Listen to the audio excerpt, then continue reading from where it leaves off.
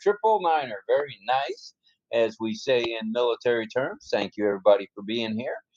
We're going to get this show on the road. We're talking AI. We're talking virtual assistants. And we like it. It's a good topic. And we expect to hear a lot from our panelists. And let me know if you see anybody else coming in. Okay. All right. All right. Well, with a show of hands, anyone and everybody, whoever wants to join us here and have a little say-so with AI and virtual assistants. I don't know that the virtual hand is working, so you might have to give us one of these kind of waves, or just go like this in front of your computer. Mel, can you raise your hand? Let's see if we can see it. You don't mind raising your hand as a test? I mean, the virtual hand. Oh, the virtual. I'm sorry. Yeah, I wanted to see if we can. The real hand is working. Oh, I see Jillian's hand, so it's working. Yeah, I put up the virtual. Did you put yours up yet? Yes, I did. Oh no, yours doesn't show. It's way in the corner. Oh. Okay, so that means we won't be able to see everybody's hand, I think. All right, so if you could just give us a wave, that would be good. And we'll be writing down everybody's name, try to get it in the order that it is, and bring you guys on. Anybody else looking? I see Jillian's hand. No, not at the moment. All right. Well, we might as well start with Jillian, shall we? Yeah. We shall. So let's go over to Down Under with Jillian Hanna. Go ahead. Okay, hi. Yeah, my virtual hand's working. Yeah, hi Rob, hi Lynn, hi everyone. Yeah, I did write down a few things on today's topic, which is another great one. All the topics are really interesting, they're really great. Well, with the virtual assistants, all in all, they're very helpful, effective and efficient for all users, businesses, companies and organisations, because they can perform many tasks which include appointment scheduling, sending emails and messages, opening applications, playing songs and setting alarm clocks, among other tasks too. And because a virtual assistant is an AI-powered application program, and it accepts voice commands and then performs the desired actions. And I was having a look that in 2024, the best virtual assistants are Siri by Apple, Alexa by Amazon, Google Assistant, Copilot and HiveMind. And HiveMind is an AI tool that can actually create articles too and help plan strategic initiatives, plus even be able to manage projects. And then having a look at virtual assistants and AI chatbots, there's a difference, and that the AI virtual assistants are more advanced and capable of performing numerous tasks, including processing complex queries, managing smart home devices, and scheduling appointments, whereas the AI chatbots have a narrower functionality and are suited for specific tasks like information retrieval, customer support, and order tracking. Because as our ONPASSIVE AI chatbot is doing just that for our customers too, isn't it? It's giving the informational retrieval and then directing, if they can't come up with the answer or the queries that the customer has, then the AI chatbot redirects them onto a live human support team. All righty. And can't beat a little human support along the way, which is a good thing. Working with the virtual assistants, it worked, wonders. It is good stuff. I see Ms. Schwartz from Israel has joined us. The Israeli Rose is in the house. Hello, Carmela. Welcome. And can you put the background, please? Yes, Lynn is getting ready to do the virtual background on the screen so everyone can see and select it should they choose to. We'd like to see everybody with the background, and let's now move to Mel Marcano. Thank you, Jillian. Thank you, Carmela. Thank you, Mel. Thank you, Rob and Sister Lynn. Good night. Pleasure to be here, and everybody else. Good night. Good evening. Sorry, it's not night. I'm not leaving. Sorry. The virtual assistant is something that I'm used to every day at work as well. We have a chatbot, collecting information, and then we are at the forefront. We don't have to ask. For example, they use their membership number for everything, right? So when they come to the forefront, is the chatbot or the AI assistant that will take that information and push it to the forefront. So we just ask them to verify their information instead of asking, because most people, they don't carry memberships to them or they don't carry account numbers. So it's a good help for us, and it makes the process ready. Other, for example, Capital One, when I call them, chatbot AI assistant would ask for my information and then put me, if I don't understand certain things that it's telling me, or he or she, whoever the chatbot is, they push me to the forefront to customer. Or you call nowadays, there's always the chatbot, the AI assistant, and then as Rob, you said, it's helped by humans. So it's a good thing. It helps to prevent you from doubling on what you're telling the member or the client, because sometimes they can get upset when you're asking them questions over and over. So it's a good thing. Yeah. Yeah. All right, good stuff all the way around. Thank you very much for that. Are there any other hands? Just give us a wave, because I don't know that the virtual hand is working for everybody. Just give us one of these.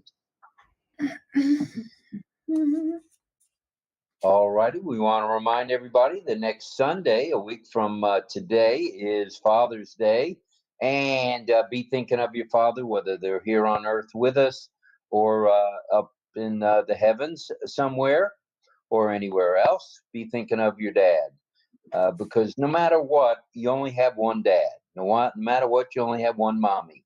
So be thinking of them as we go. I've been thinking of my dad a lot lately.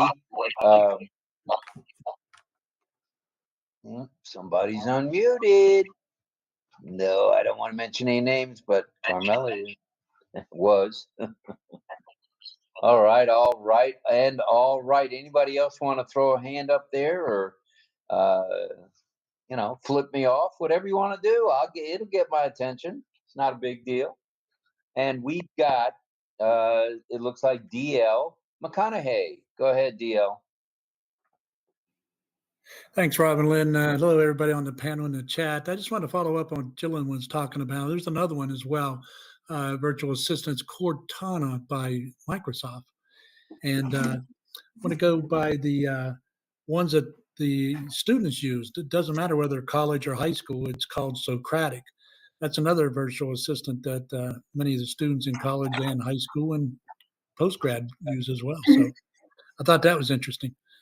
Also, the text-based, the deep learning that uses virtual assistants also, that's basically where the text is used to analyze what you're talking about, basically. But that's I'm just anyway. Back to you, Rob. I'd lost my train of thought, but it's I just wanted to mention the Cortana in particular, because that's Microsoft for sure. And there's a lot of folks out there that do use Microsoft. Not everybody's an Apple user. So, yeah, that's a good thing. And it's probably one of the more popular ones, Cortana. I should have Yes. mentioned it in passing. We Apple folks sometimes don't always think of the other guy. I don't know what that's all about, but anyway, what was I going to say? I just lost my train of thought too. I guess great minds think alike. And welcome to Sifu Francis Tay, who I see has joined us there at 8:52 a.m. in sunny Singapore. And there's Cecil Weir. Welcome, Cecil. Pedro Jose Estrada Saladas is in the house. And Lynn is signing to someone.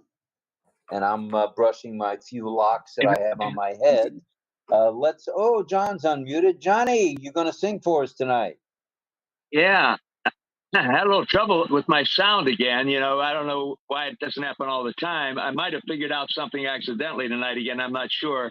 But in several webinars lately, I find it difficult to have the mic working. And sometimes I can get the camera working. Sometimes I can't. But I almost never have sound with the speaker link. When I'm as an attendee, the sound is fine. As soon as I come up, whether someone brings me up onto the panel or if I go with the speaker link, there's no sound. Tonight it took me 4 tries. And on the 4th try, though, because I am on my phone, the 4th try, I stopped clicking on the little guy that's sitting there, you know, that says join here. I didn't click on him. I went up to my 3 buttons and clicked on that. And that came up with back to the panel with the sound. So I don't know if that's like the way that it solves it for me, but I'll try that again the next time I find that. Anyway, Sure. just thought I'd mention that. I had Cortana when I had my Microsoft computer, my Dell, and nowadays I'm using a Mac because my Dell had an accident, and so I'm using an old Mac that my dear friend left to me when she passed away. And of course, it has Siri on there. But also, I noticed that, I don't know, I guess it's a virtual assistant because I have Bing, which is kind of a Microsoft product. And on Bing, you have Copilot because that's their latest artificial intelligence. But I actually spoke to Bing today because I could get it on the Mac here. I could get, Bing. And then I noticed when I searched for something and I asked Bing, I'm sorry, Copilot, not Bing. I was on Bing, but within Bing, you see Copilot there. And I asked Copilot a question and it actually answered me with a voice. So that's sort of a virtual assistant, I think. Yes, it is. Yeah, it's more than a search engine, I would think. I'm not sure. But anyway, and tonight, yes, I'm going to sing. My eyes kind of bother me. I have no idea what I did exactly. I was literally just getting cleaned up and brushing my teeth. And as soon as I brought the brush up to my teeth, something like, whether it came from the brush or who knows what, but something went into my eye. And it was like a little speck. And it was sharp enough that I could feel immediately that it was not good. And then, of course, I got some drops and things. I'm pretty sure I got it out, but of course, it still hurts. I don't think I scratched it too badly, but it's definitely got a little scratch or something. It's closing up a little bit, but I'm hoping that's all it is. Anyway, so I'm okay, though, and I will sing a little later. I'm working that up now on my screen to get the song up. In fact, I used Copilot to find out some information about the singer and the song that I'm doing tonight. So my information came from Copilot, and it spoke to me. Well, I also got a site to look at too. They put up too, but it did speak to me, which was interesting. Okay, so that's all I have for right now. All right. Well, I'd like to mention there are other sites that do use virtual assistants. One I had to deal with today was PayPal, but the virtual assistants within PayPal seem to be somewhat limited because the next thing I know, I was talking with a live person where I got nowhere as well. Because I've had PayPal and I never noticed that there was a way to talk to a virtual assistant there. I've talked with someone in person in the past, and I haven't used PayPal lately because I got a little problem with that, which I won't go into. But I haven't had a chance to really be there and look at it. So is that like a recent thing where you saw that you could use the virtual assistant? Yeah, well, when you come on there on the phone, it will ask you how may we help you, and then it gives you a list of things, And then depending on what you choose, you either get a virtual assistant or you get to speak to someone. Oh, okay. Yeah, because Chatbot. I have spoken in person to somebody on there in the past, but I didn't know you could actually get to it. What would it be? A chat bot? Is that what it is? Right. There's a chat bot. Yeah. So I don't know that I got very far with the bot, but hey, it's progress, and progress is a good thing.